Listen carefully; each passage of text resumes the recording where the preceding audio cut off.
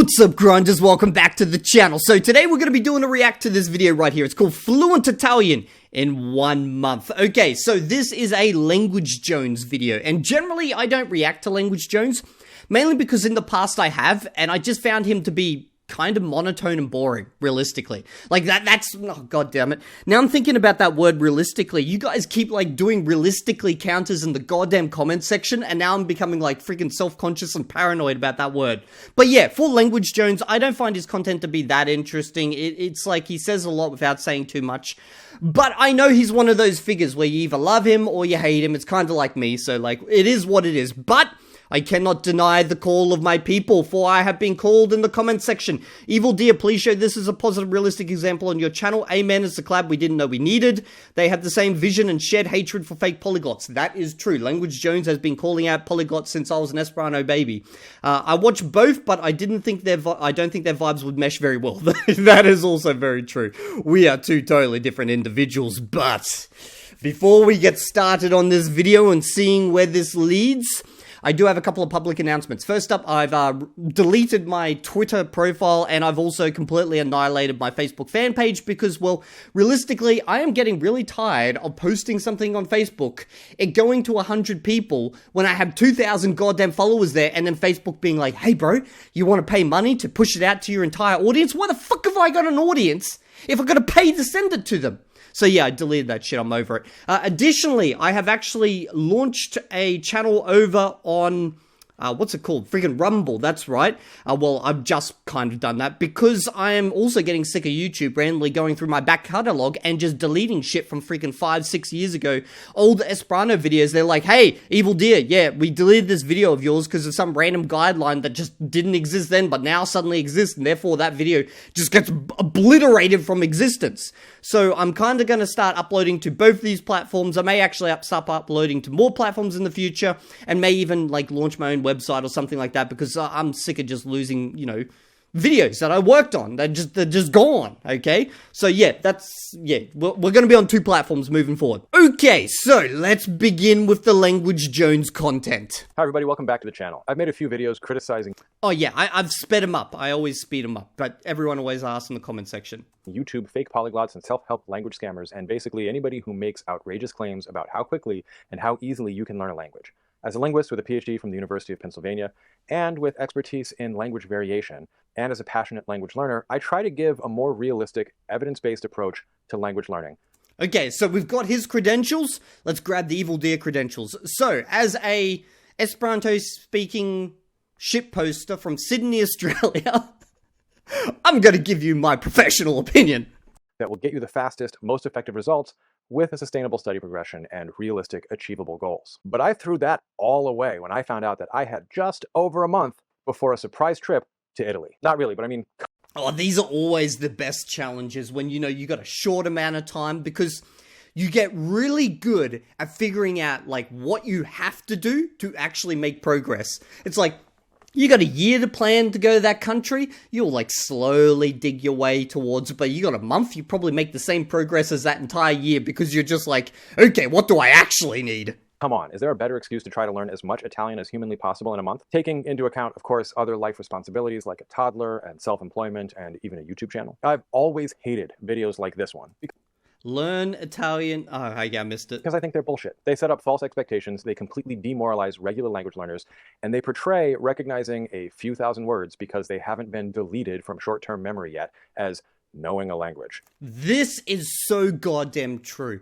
Like, the amount of comments I've received where people are like, thank you for, like, showing what these people are actually capable of, because now I realize I'm not the shit human I thought I was, and I'm not that far behind. With a little bit more work, I could be in the same boat as them. So yeah, it's like, we just want to bring some realism to, like, the space so that we as individuals know what's actually possible. And very often they start with a little disclaimer like, I also studied Italian for 2 years in college and got it. I actually reviewed that video, but I never uploaded it because, why didn't I upload this one?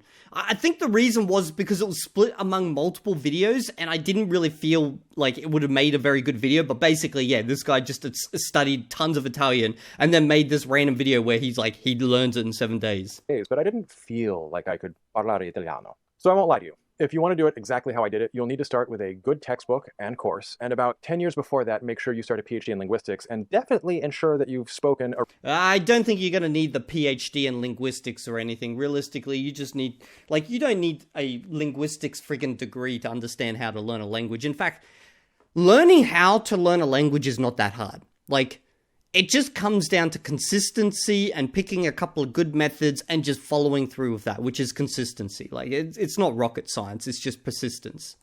related Romance language for at least 20 years, and you're certified as fluent enough to study or teach in that language in university. But with a PhD in linguistics, another Romance language under my belt, and a month of Italian back in 2017, and the excuse that YouTube is Well, at least he's telling us, like, everything that he has up until this point, which is great.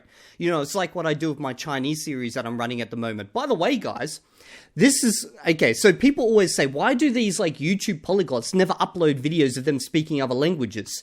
And, you know, most of the time it's because they don't actually speak these other languages and they're bullshitting. But it's also because whenever you upload a video not speaking English, that video just dies in the goddamn algorithm. Like, I uploaded a video yesterday where I was speaking Chinese, okay, for like 6 minutes straight. It is one of my worst performing videos yet. It is so badly performing, it is crazy, okay? Like, I made a video on the Australian social media ban, nothing to do with languages, and that video is performing better than my Chinese one. So yeah, that's just an annoyance that I have in general, and it's kind of one of the things with, you know, how YouTube works, okay? Really a real job, and this is a legitimate use of my work time. Could I do it? In this video, I'll tell you how far I got. Spoilers, shockingly far.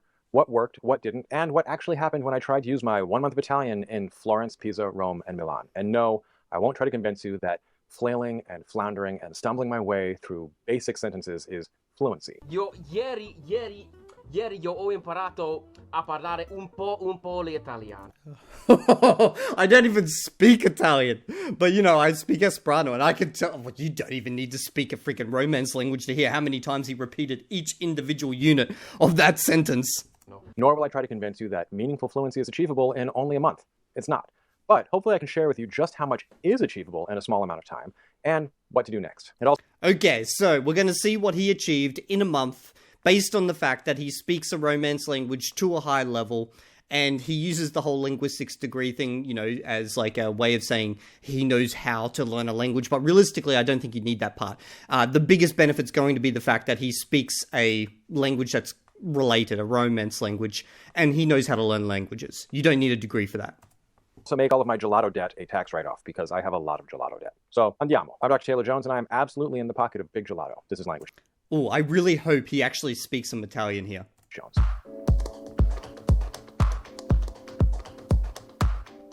So, of course, you'll probably want some manner of proof of Italian, so you can decide for yourselves if I can actually say anything. I'll add a progress bar, so if you're not into that... Okay, so this is how we're going to do it, guys. Let me know in the comments section. Does he get 1 dinosaur stamp out of 10 or 10 dinosaur stamps out of 10? Obviously, you got to speak Italian to let me know. You can just skip to the rest. Solo Actually, I'm going to like hide the subtitles and see if I can understand anything via Esperanto. Let's go. studio italiano da 1 mese, ma nella via quotidiana posso parlare e, più importante, capisco lo che ascolto. Insomma, posso comunicare. La storia è molto semplice. Mia moglie doveva partire per un viaggio di lavoro inaspettato. Io, e certo la bimba, potremmo andare con lei. Avevo 1 mese. Ho comprato un libro di testo, ho fatto 30 lezioni online e ho anche ascoltato i podcast e usato le app. Ogni giorno ho studiato almeno 1 ora, ma di solito ho studiato verso 3 o anche 4 ore. Questo è importante, non solo studiavo frequentando le lezioni. Quando ho comprato il libro di testo, l'ho letto velocemente, prima di aggiungere tutto nel mio mazzo di Anki. Per questo motivo ho familiarità con tutte le coniugazioni, compresi il congiuntivo, il condizionale e così via. Ma non avevo finito quando siamo arrivati in Italia. So, what did happen? Well, let me recap it. Okay, so from that, and I feel like I was also pulling on a little bit of Spanish I'm learning at the moment, I got just enough to kind of pick out the general gist of the things he was saying. But you probably were able to do that with English as well. Exactly what I did. If you've seen my recent videos, you know what app... Also, while I was watching that, I'm pretty sure I saw a couple of cuts in there, but I wasn't really focusing on that. I was trying to, like, listen. You'll notice when I do my Chinese one, no cuts. What language school what language exchange platform, and what video on demand service I use. I'm not sure who's sponsoring this video, and so I'm being a little vague here. You'll just have to watch my other videos for... Oh, by the way, I was saying the cut thing not to imply, you know, he's cheating or anything like that. He probably just screwed up and he just wanted to remove the screwed up parts. But I like to leave that in there to show, you know, that screwing up is part of the process when you're learning. For more of that. Actually, forget that. I'll do this one unsponsored. I use Babbel a little bit. I really like their podcasts. I used italki for conversation partners, and I did a whole ass Lingota sprint in like 20 days. So there were days that I was doing like 2 or even 3 lessons a day. And I'd watch Italian content on LingoPie before bed. I'm not saying you have to do all that stuff. They're not paying me to say this as like a bonus content for them. But because I had access to all of it, I did all of it. And my main thing was actually something else. Here's something interesting, okay? I used to get emailed by all of these sponsors. They obviously, they wanted to, you know, pay me to do a sponsored video about them. I don't get emailed anymore. Like, I just stopped getting emails. I don't know if that's because, like, I don't get the views that I had, like, 2 months ago or something like that, or if it's just, like, everyone kind of realizes now I just don't do sponsorships. If you've seen the channel before, you'll also know that I'm a huge fan of using the science of learning and of memorization to lock information into my stupid brain. I wish I'd known this stuff earlier. So, in addition to everything else, which was a lot, I remember the last time I watched him, that was something that I had a little bit of gripe with. He said the science of learning and memorization, but he never, like, expanded upon it. I was doing at least an hour of online classroom study a day, sometimes up to 3. I was working my way through the excellent Routledge Colloquial Italian and dumping as much as possible from all sources into my Anki deck. Here's a good time to mention that most platforms I used and recommended have some spaced repetition and flashcards built in, so you don't have to do all this work. I chose to because I like to have everything centralized and a bit more effort, what neuroscientists call desirable difficulty, in my... I actually kind of agree with him there. So I like to use Anki as kind of the centralization tool. So even if there is a website or something that, you know, has its own SRS or whatever, I still like to grab that and put it to Anki because I don't like being dependent on these other services. Coding process for making memories. I only got through about 9 chapters of these 17 in the Routledge Colloquial, and I'll tell you that I wish I had done more of that. It's not about the textbook being good, although it is. It's about the method that I used working. So what I did was first to just read the book, just skim it. Whenever I had free time, I'd read dialogues or grammar explanations just so stuff would stick a little bit better. And chapter by chapter, I added everything to my Anki deck. My current system, which might change, is to have a card which prompts me with English and an image related to the concept that I'm testing. Okay, so he's got a single word on the front with a picture and then a text-to-speech audio on the back. Okay, I'm not a fan of having single words on the front, and I pointed out in my previous videos where I spoke about this topic, why I'm not a fan of this, and the reason being is because, you know, the semantic space that words cover can vary quite a bit between languages. Now, I did have someone go off in the comment section saying, hey, you know what, that's not true, you know, between the languages I'm learning, it's like a 90% crossover. So I guess I should add as kind of like a disclaimer to this that, you know, if the languages are closely related, then the semantic space is probably also closely related. But I'm learning, you know, Mandarin Chinese. Okay, so with Mandarin Chinese, you get some very big differences. Even when you have words that do translate one-to-one, they're not even used in the same way. So, like, you may use it in English in this instance, but in Chinese, it's just they use something totally different type of thing. So I'm not a real fan of this, but I guess if you're working with closely related languages, it's not so bad. And then it has on the backside the word, phrase, or conjugation in Italian, spoken audio generated from HyperTTS, and any image mnemonics that I want, especially if they prime sounds in the words. So for instance, the word for conference is a false friend. My English side says a conference and has a picture of a generic hotel conference room. The flip side has the correct Italian un congresso and has a picture of Congress. It works for me. I've been big on avoiding full sentences, but using chunks. So I have things like last Friday or il burro viene usato spesso, but nothing... That is very good. That is exactly what I'm doing in my Chinese series. You see that in the video I released yesterday where I speak Chinese for like 6 minutes. I work almost exclusively with chunks. However, I will do individual, like, set little words and then sometimes entire phrases where the grammar can get quite complex. Much longer than that. I'm not a big fan of close deletion. If you like it, more power to you. Now, dumping all that into... I love closes. Anki could eat a month alone. And that means familiarity with a lot of it, but not an effortless command of it because you haven't actually fully learned it yet. And what was wild for me was that over the course of the first week in Italy, I could feel the power of simply reviewing with spaced repetition. I got a lot of that, albeit semi-randomly with my classroom study, but with spaced repetition software, it was wild. As an example, the first day in Italy, I asked if things were possible by asking, è possibile? By the second and the third day, still doing all my reviews in the evening, I'd still say, è possibile, but then I'd remember, si può. By day 5, I was just using si può correctly. And it was like this with everything. Absolutely magical to feel it come online in real time. It's one thing to do your little SRS reviews and feel like you're learning. It's a totally different feeling to randomly need that material every day and note that... Okay, what he's pointing out here is exactly what's happening in my Chinese series. Okay, so if you do Anki, okay, and you're just sitting there reviewing it, you get like pretty good at that. But when you need to actually use it, you have a tendency of falling back on whatever you were using or whatever was like ingrained prior to using Anki. What you actually have to do is like force production of speech over and over and over till your brain with the Anki at the same time starts to realize, hang on, I need to start pulling on these parts over here. Which is why when I speak about the same topic over and over again, I'm pulling from Anki and I'm actually starting to utilize this and automate it more, which is what's happening here. So as you saw, he was saying previously he was using, you know, this specific structure. Although he was learning by Anki to use this over here, it took a while and like a number of times of using before his brain actually swapped over and went, hang on, I'm going to use what I'm actually learning from Anki. So what I'm trying to say with this, and I probably didn't clarify very well, is that you don't just want to be doing your cards in isolation. Okay, because then you're going to get good at them in isolation, but not actually using them. So either go talk with people, which is, you know, what he's doing here, or sit down and try give a speech. You don't have to go talk with other people. Just give a speech. Have a speech with yourself. Have a conversation with yourself. That's where you start to actually implement all of this. The switch happening as it's happening. But do you even need to learn Italian to enjoy a trip to Italy? Well, the strangest part of the trip was that it took a few days before I could have a lot of full conversations in Italian with somebody whose first language was Italian. They were all on vacation in Times Square. The restaurants and cafes and even hotels were largely staffed by people from elsewhere, using English as a lingua franca when providing services to people who were also coming from around the world. So I got to speak Persian and Arabic and French and Dutch, and I had to actively seek out opportunities to speak Italian.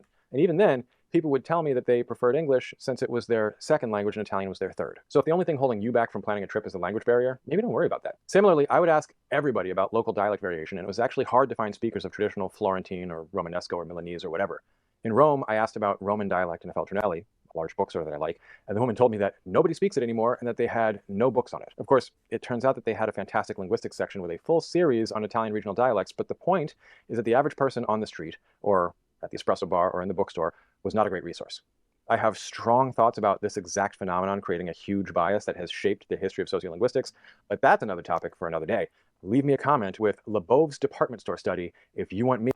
Well, I'm guessing also for a lot of these local people, it's like when I go to China, you'll say to them, 说普通话, you know, speak like standard Mandarin Chinese, and they'll be like, I am speaking it.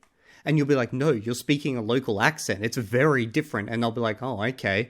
Like, people aren't even aware of, like, the differences, like the general public type of thing. So this could be a case of these people are just being like, nah, it doesn't exist. And they might even be speaking it. To make that. Also, think about supporting me on Patreon if you do, because I am already on thin ice with the rest of the sociolinguists, and this is absolutely taking a shot at their foundational beliefs. But Bill Lebov liked me precisely because I was willing to push back on his ideas, so whatever. Anyway. I want to know so much more about that. Whatever happened there. That sounds like something I'm curious in. Because, like, there is so many people on YouTube, like in the language space, who probably hate my guts, so I'm always on thin ice. Hell, I'm skating on that shit just daily, bro. In Rome, I'd ask about Romanesco and I'd be told, I'm from Turin, actually. In Milan, I'd ask about Milanese and be told, I'm from Genova. The biggest success while I was there was that despite all of that, I conducted sociolinguistic interviews. Were they a full sociolinguistic interview for a study? Absolutely not. But I did get people talking and keep them talking and learn about local dialects in that way. I was blown away when I asked a shopkeeper what time they open on Monday in Rome, and he told me, alle 10. And later, I came to learn that the affricate chi is commonly lenited in Roman Italian to she. I also had tremendous failures, like embarrassing failures. Even the same hilarious one over and over and over again. Namely, well, you know how they tell you that you won't confuse lei, meaning you, and lei, meaning she, because context will always make it clear? That's bullshit. So literally the first day in Italy, driving from Milan to Florence, we stopped in Parma. I was grabbing an espresso, as you do, and the woman behind the bar asked what brought us. I explained my wife had a business trip, and I used it as an opportunity to study a little Italian. She said then, somewhat ambiguously between a question and a statement, I think, le parla bene italiano. And I was like, no, in effetti lei non parla affatto italiano. Tu parli bene. And I had to be like, ovviamente non ha ragione. Yeah, I could feel the awkwardness of that situation. I can totally believe that story. It was the first day. Super demoralizing. And I did it again like 2 or 3 times in the first 2 days. But pick yourself up, dust yourself off, start all over again. By the end of the trip, I was having much more comfortable, much longer conversations. If I had unlimited time, I would honestly probably just take my time in Duolingo. It was fun and well-structured, and I could just schedule it and show up and know I was going to learn something new and review some things that I'd already learned. And so the fun to effort ratio was pretty high, and I was definitely learning. If I had it all to do again in the same time frame, however, I would focus all my energy on the textbook plus Anki approach. Remember, I found out I was going to Italy with just over a month to prepare. It's a question of depth versus breadth. 30 lessons in Lingoda gave me a serious amount of depth and comfort with what I studied, but I didn't see all the tenses, moods, and aspects in that time. I've put a link to the Routledge Colloquial Italian in the description, which is what I used with my textbook plus Anki. Leave me a comment if you're interested in the Anki deck. I might make it available for patrons or channel members once I've completed it, if there's enough interest. I might have to clean it up a little bit. So, did I get fluent in a month? Well, it depends on the task. I bought a ton of books, and I've been reading and enjoying pretty technical linguistics books with no problem. But I can't yet follow everything I watch on TV, or even more than half of it if I don't have dual subtitles like with LingoPie. I can carry on a conversation, but maybe not a deep one about politics or my academic specialization, despite being able to read for that specialization already. The point is, fluent in a month or 3 months or whatever is almost always a gimmick unless you radically redefine fluency. But where the language influencers actually get it right is that you can learn a lot in a short time frame if you have decent study methods and decent motivation. And if you continue beyond those first successes, and you speak a related language. I think that's probably one of the biggest things. You speak a related language to a high level. He mentioned it earlier on, but I feel like that kind of needs to be stressed right now. Like, there ain't no way in hell if you speak English, you're going to pick up Mandarin Chinese in a month and be able to read it or anything like that, no matter what study method you use, unless you speak a related language. Might actually just retain some of what you learned and build on it. If you don't, you might be able to execute a YouTube stunt, or maybe not, but you won't be able to actually retain and use the language because that's just not how memory works. Don't believe me? Try to talk to me in Persian and see what happens. So it's almost that time again. You know the drill. If you like what I'm doing with the channel, please like and subscribe. If you love it, leave me a comment and maybe share this video with a friend. You can support the channel right here on YouTube with super thanks or over on Patreon at patreon.com/languagejones. Okay, I'm going to be honest. I actually enjoyed that video. This is the first video of his I've ever enjoyed. Like, because I feel like he actually brought some energy to it. Like, I could see, you know, the excitement of what had happened to him in, like, during this trip, the preparations up to this trip, you know, all that type of stuff. Like, I felt like he was alive in this video. Let's just say that. So, good video overall. I'll drop it in the description below. Of course, go over there, give him a sub. Not that he needs it, you know, because his channel's way bigger than mine. But yeah, I enjoyed it quite a bit, and I'll see you all in the next video. And if there's a video you want me to check out, just drop it in the comment section or go to the Discord. I recommend the Discord. That's where I hang out. It's where I get most of my content recommendations from, and I'll see you all in the next video. And if you're not there, I will violate you.